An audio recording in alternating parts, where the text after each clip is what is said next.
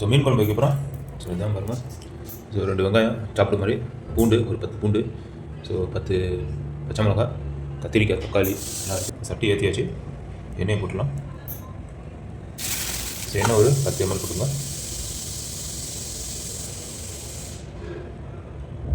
இது 25 ml போட்டுங்க. சூடாகும். கடுகு கொஞ்சம் எண்ணெய் சூடாக கடுகு போட்டுக்கலாம். ஸோ பெப்பர் போட்டுக்கிறேன். சூடாக இருக்கும். பெப்பர் ஒரு 2 கிராம் லெவலில் போட்டுங்க. பெப்பர் ரெண்டுமே போடுங்க, நல்லாயிருக்கும் சாப்பிட்டுங்க. சோம்பு போட்டுக்கலாம். சோம்பு ஒரு 2 கிராம் லெவலில் போட்டுங்க. சோம்பு மீன் குழம்பு போட்டு சூப்பராக இருக்கும். கடுகு போட்டுக்கலாம். கடுகு ஒரு 2 கிராம் லெவலில் போட்டுங்க. கடுகும் அது சேர்ந்து மஸ்டர்ட்,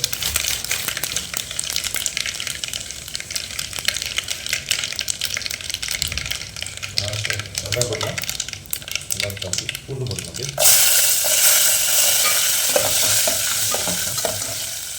ரொம்ப கருகு கூடாது. வெங்காயம் போட்டுக்கலாம்.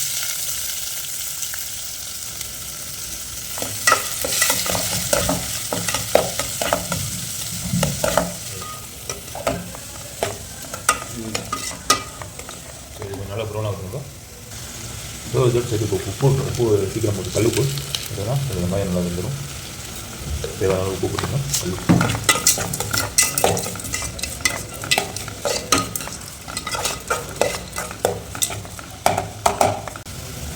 ஸோ மீன் வாங்கி கழுவி மஞ்சத்தூள்லாம் போட்டு கம்மியாக வச்சுட்டேன்.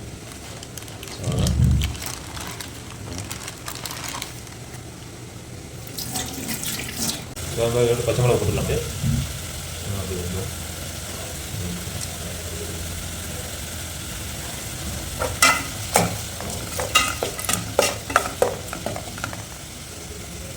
இந்த ஸ்டேஜில் வந்து இப்போ நான் கொஞ்சம் ப்ரௌனாக இருக்குது.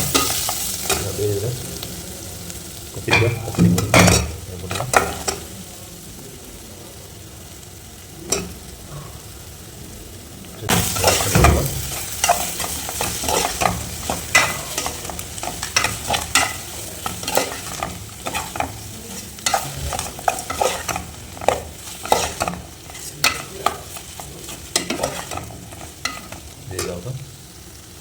ஒரு 5 நிமிஷம் ஆனதுக்கப்புறம் தக்காளி மிக்ஸ் பண்ணிடலாம். அப்படியே தக்காளி போட்டுடலாம். தக்காளி வேண்டாம். ஓகே, தக்காளியில் வந்து பேஸ்ட்டு போட்டிங்கன்னா இன்னும் சூப்பராகும். அதுவும் போட்டிருக்கேன். இப்போனா ஃப்ரெஷ்ஷாக தக்காளி போட்டுக்கலாம். மீன் குழம்புல தக்காளியோட நீங்கள் இது போட்டு பாருங்கள், செம்ம டேஸ்ட்டாக இருக்கும். பேஸ்ட்டு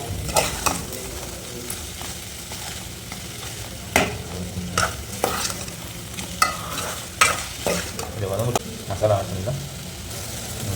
மஞ்சத்தூள் போட்டுக்கலாம். மஞ்சத்தூள் ஒரு 3 கிராம் எவ்வளோ போட்டுக்கலாம்.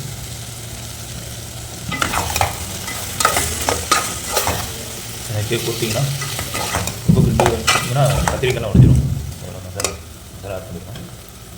சில்லி போட்டு ஒரு ஏற்கனவே இது அதிகமாக போட்டுருக்கேன். பச்சை மிளகா 10 போட்டுருக்கேன். ஸோ அதனால் சில்லி போட்டு ஒரு 3 கிராம் எனக்கு போதும்.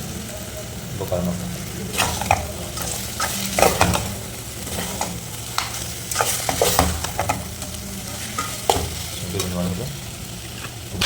மல்லித்தூள் போட்டுக்கலாம். ஸோ மல்லித்தூள் போட்டுக்கலாம். மல்லித்தூள் ஒரு 3 கிராம் 5 கிராம் எவ்வளோ போட்டுக்கலாம்.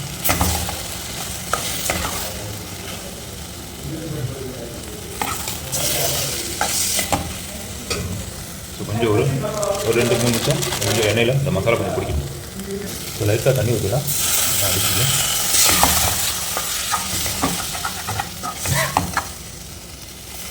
ஸோ இது புளிக்கணும். புளியை கரைச்சி வச்சுக்கிறோம். அப்படியே போட்டோம்னா தான் புளி எப்பயுமே அப்படியே போட்டிங்கன்னா புளி அப்போ தான் அந்த டேஸ்ட் நல்லா இருக்கும். மீன் குழம்புல புளி தண்ணி ஊற்றினாலும் டேஸ்ட் இருக்கும். ஆனால் புளி அப்படியே போட்டிங்கன்னா கொஞ்சம் நல்லா ஊறி சாப்பிட்ருக்கும். அழகாக செம்ம டேஸ்ட்டாக இருக்கும்.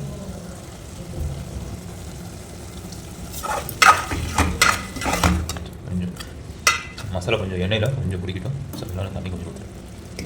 ஸோ கொஞ்சம் மூடி ஊற்றிக்கலாம். ஒரு 2-3 நிமிஷம் மசாலா கொஞ்சம் பிடிச்சதுக்கப்புறம் புளியை கரைச்சி ஊற்றிடுவோம்.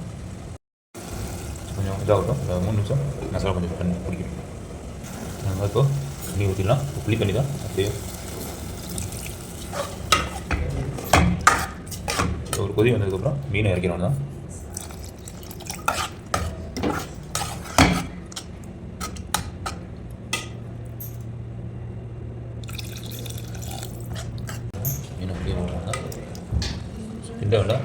நல்லா உடஞ்சிடும்.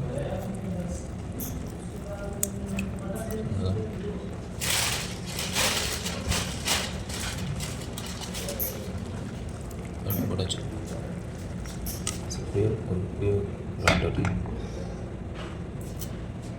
ஸோ இதோட சேர்த்து புளி பண்ணி வச்சுருக்குறேன். அதை அப்படியே புளியோடு சேர்த்து அப்படியே போட்டிங்கன்னா டேஸ்ட்டு வேறு ஒன்று வரும்.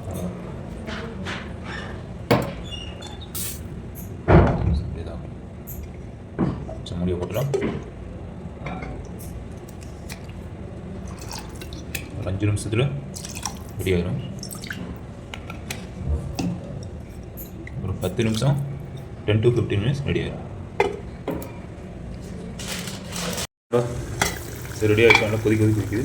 ஸோ ரெடி ஆகிடுச்சு. அவ்வளோதான். ஆஃப் பண்ணிடுச்சு. இப்படி தான் ஓகே நண்பா. இன்னும் நான் சாப்பிட்டு பார்த்து உங்களுக்கு டேஸ்ட் வரும் எப்படி இருக்குன்னு. ரைஸ் ரெடி பண்ணிட்டேன். ஸோ ரைஸு பாவக்காய் ரைஸ் நல்லா சூடாக பயங்கரமாக இருக்குது.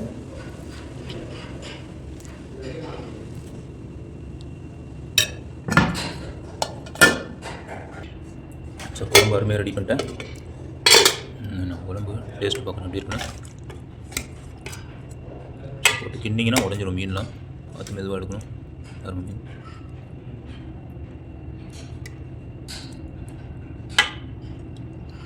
திரியா நல்லா பயங்கரமாக போட்டிருக்கு. ஸோ இன்னும் சாப்பிட்டு பார்த்து டேஸ்ட் வரும் எப்படி இருக்குன்னு.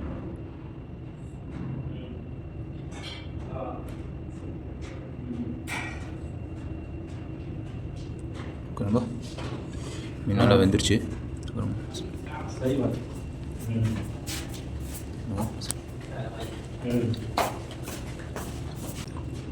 பயங்கரமாக சூப்பராக செஞ்சுட்டேன். ஸோ முள்ளு தான் கொஞ்சம் இருக்கும் ஐல மீன். ஆனால் டேஸ்ட்டு பயங்கரமாக இருக்குது. புளிப்பாக நல்லா உப்புன்ருக்கு. மசாலா கரெக்டாக இறங்கி அதிகமாக நல்லா வந்துருக்கும். சூப்பராக இருக்கும்பா. ஸோ வேறு நல்லா இருக்குது.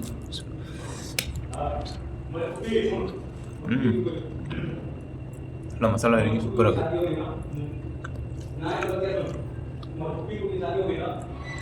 மீன் சூப்பராக இருக்கும்போது இதே மாதிரி நீங்களும் செஞ்சு பார்த்தீங்கன்னா கமெண்ட்டில் கண்டிப்பாக தெரியுங்க. அதே மாதிரி சேனல் சப்ஸ்கிரைப் பண்ணுங்கள், லைக் பண்ணுங்கள், ஷேர் பண்ணுங்கள், பக்கத்துக்கு பெல் பண்ணி கிளிக் பண்ணி வச்சுக்கோங்க. ஸோ நெக்ஸ்ட் வீடியோ பார்க்கலாம். ஜெசாக்.